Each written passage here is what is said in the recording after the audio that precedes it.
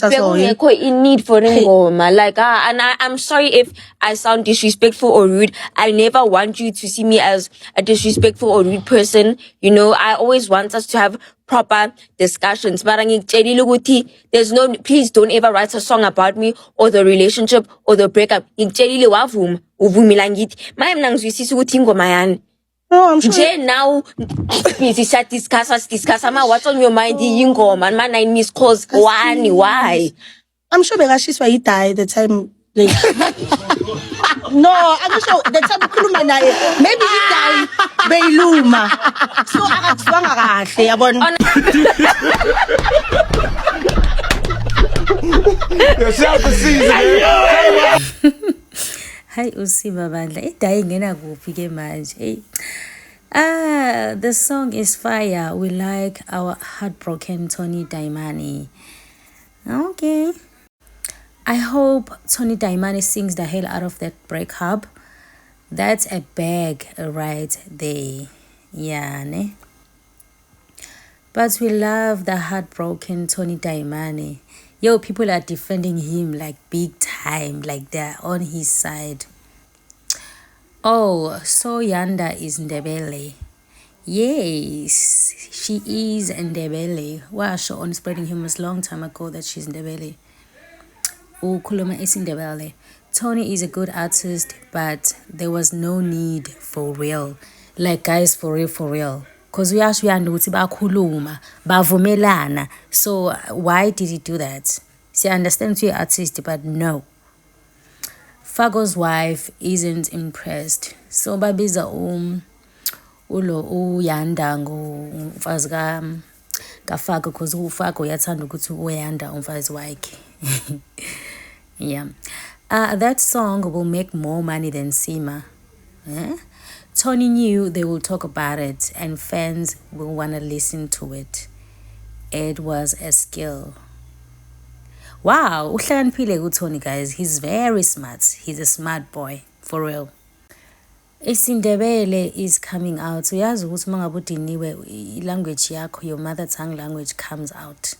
If ingaphumi, usungakadinwa enough. Usuke nje ungakabi that angry. Lol, Yanda can't decide how one handles a breakup.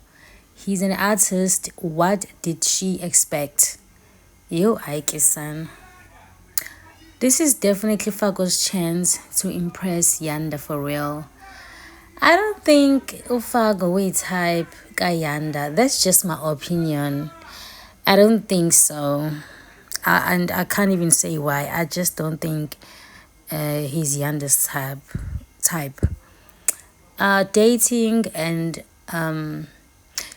an artist comes with all this. Yo. Hey, Shutinji, Mantumazani, you must stay away from dating artists again. Zilla is not a guy's guy. Why is he laughing like that? Zilla lama zing zing lama jing jing lama zing zing. Uzilwe ihlekela nkosama kana stress. Nah, Sima actually took me out. Ayinami shema mfuna qhamanga ngihlekile esekhuluma indaba yaDai. Uyicabangeke kanjani le ndaba yaDai because wow. Esikhaleni nje. Ayisima ongeke. Uthi nje I'm sure bekashiswa iDai. Hi, I get a shame cause what the hell? Ngempela nje.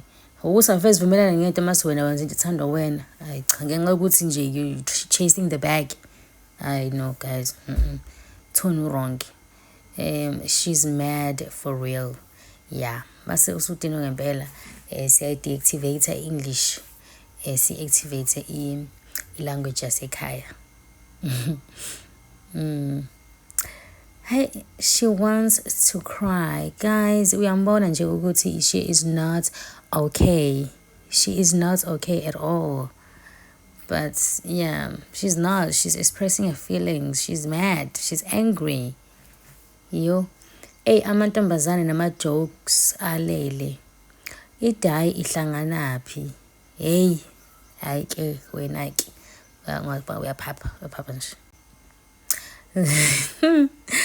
Zile's laugh was personal. Ooh, ayike asazi. Uyayivubela uSima. Ooh, and shame ngale etaleda. Yazi ngisho uSima Nkosi yami. Hey.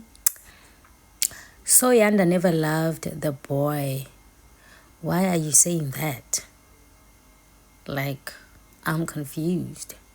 Why you talking kanjani? Why you showing njalo?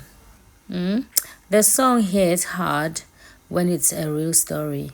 Thina siyayifuna ke ingoma asihlangani. Isiphumile ke ingoma guys ngithe uyilalela nje. Angifuni uqamba mangashem, it's a very dope song.